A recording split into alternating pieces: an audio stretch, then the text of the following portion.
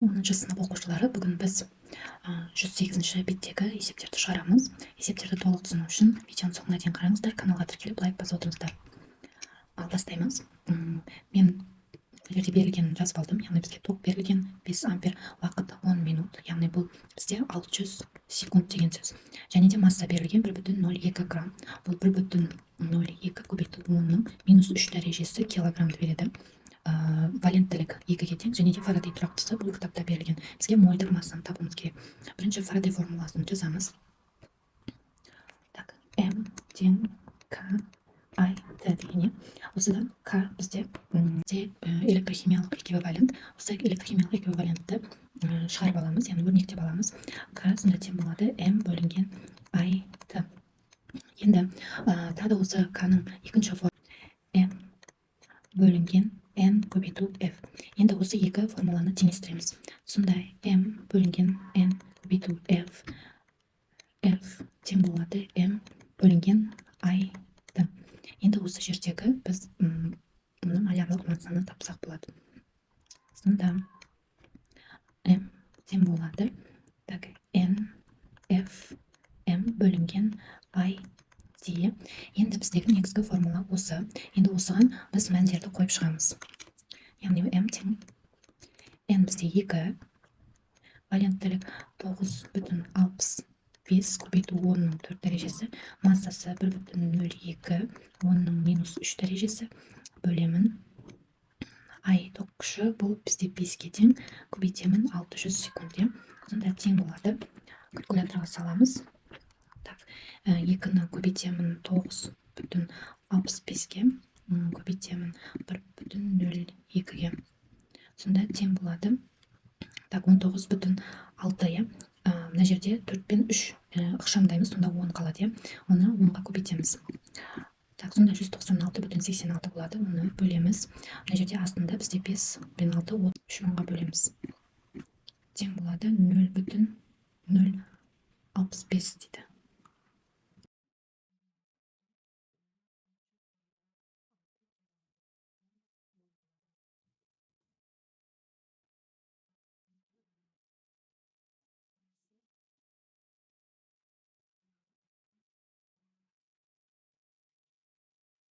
Ал екінші есепті шығарайық. Бізге уақыт берілген 5 сағат 10 секунд айналдырып аламыз, және де тығыздық берілген. Енді бізге мына мыстың қалыңдығын табуымыз керек. Енді массаның формуласын жазамыз. I K Т. Енді бұл жерде бізде мына ток күшінің формуласы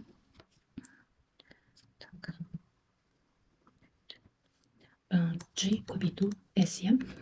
Және де мына массаның формуласын, массаны ρ В деп алсақ болады. В-ның өзін ρ көбейту L S деп алсақ болады. Енді осыларды орындарына қойып шығамыз. Массаның орнына ρ L S қоямыз. Тең болады. Мына ток күшінің орнына мына формуланы қоямыз. G көбейту S көбейту K көбейту Т. Енді бұл жерде бізде мынау S-тер қысқарады. Сонда қалады L тең G көбейту K көбейту Т бөлінген ρ. Осы формулаға мәндерді қойып шығамыз. Енді бізде мынау К дегеніміз электрохимиялық эквивалент, мыстықын бұл кітапта бар, кестеде. Ол бізде 3,294 көбейту 10-ның -7 дәрежесі екен. Осыны енді мәндерін орындарына қойып шығамыз. Сонда L тең болады. G бізде 80 көбейту 3,294 көбейту 10-ның -7 дәрежесі, көбейту 18 көбейту 10-ның 3 дәрежесі, бөлемін ρ бізде мыстың тығыздығы. Бұл 8900 екен. Енді осыны есептейміз. Формулаға қойып, калькулятормен есептейміз. Тең 80 көбейтеміз 3,294 көбейтеміз 18-ге, бөлеміз 8900. Сонда бізде 0,53 шығады. 0,53 көбейту 10-ның -4 дәрежесі. Бұл метр етең. Енді бұны біз микрометрге айналдырсақ, 53 микрометр болады екен. Енді үшінші есепте бізге заряд берілген 193 нанокулон. Ол бізде так 193 көбейту 10-ның минус 9 дәрежесі кулонды береді. Және де мына жақта бізде зат мөлшері берілген. Мына Фарадей тұрақтысы ол белгілі. Енді біз валенттікті табуымыз керек. Массаның мындай формуласын жазамыз. М бөлінген NF көбейту Q. Енді осыдан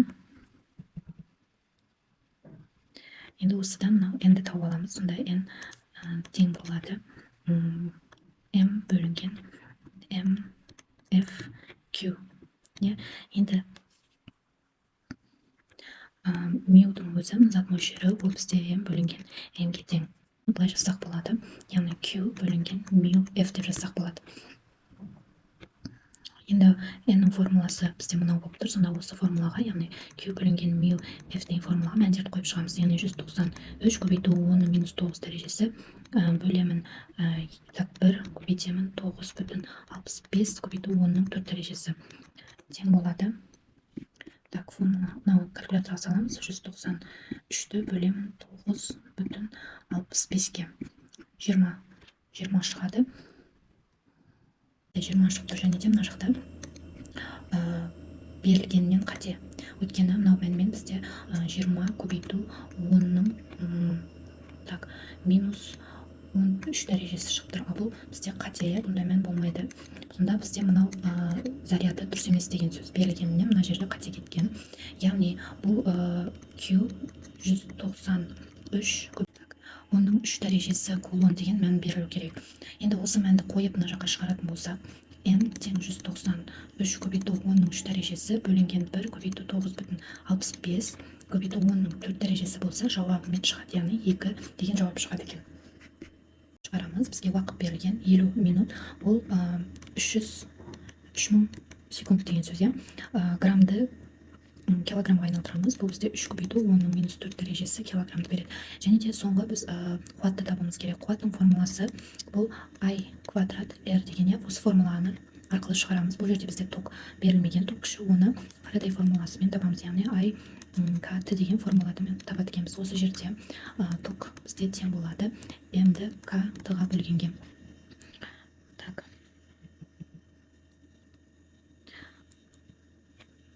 Енді мына жақта біз орындарына қояйық.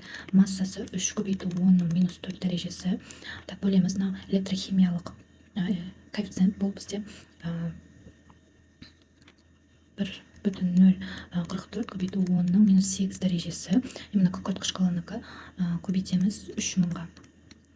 Так, сонда тең болады 0,96 көбейту 10-ның 9,6 ампер шығады.